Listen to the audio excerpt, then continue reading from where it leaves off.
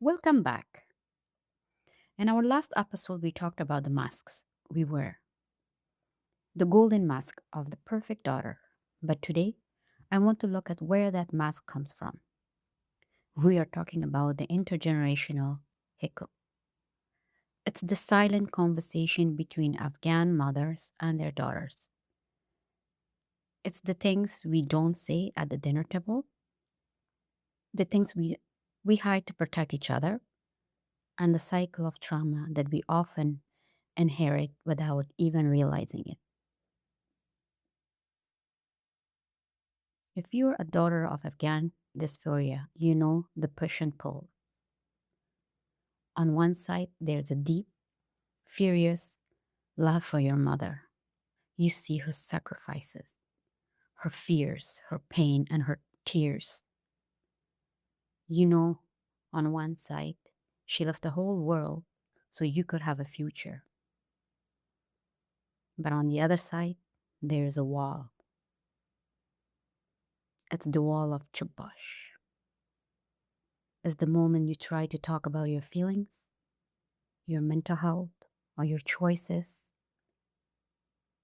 or speak about something that is wrong and you're met with, don't say that. What will people think? What will the community say?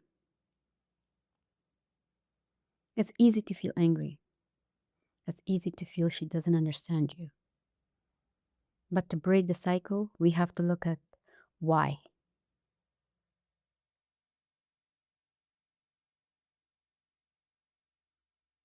We have to remember for our mothers, silence wasn't a choice, it was a survival skill.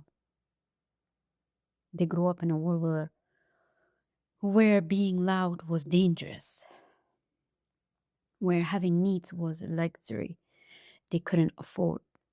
They learned to bury their pain so deep that they forgot where they put it. So when we come to them with our boundaries and our therapy talk, it feels like foreign language to them.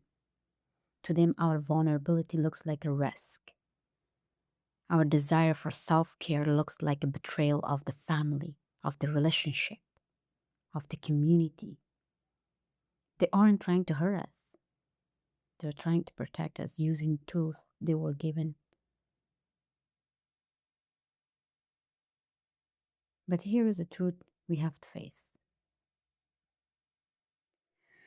The tools that kept our mothers alive are the same tools that are making us feel like we can breathe. We can honor their sacrifice without inheriting their silence. We can love them deeply while also deciding that the intergenerational echo of shame ends here with us. Breaking the cycle isn't about blaming our parents. It's about being brave enough to say, I see the pain you carried, the oppression you carried, but I refuse to carry it into next generation.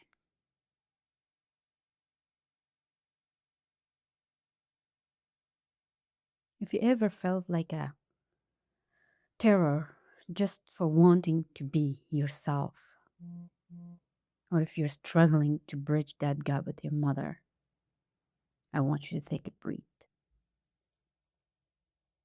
Healing that relationship starts with understanding the history behind silence. Stay with us. Stay with me. In our next segment, we are going to talk about how to start those difficult conversations and how to find peace even when the bridge feels too long to cross. But this echo, it doesn't just stop with the woman in the house. It carries over to the man we love too.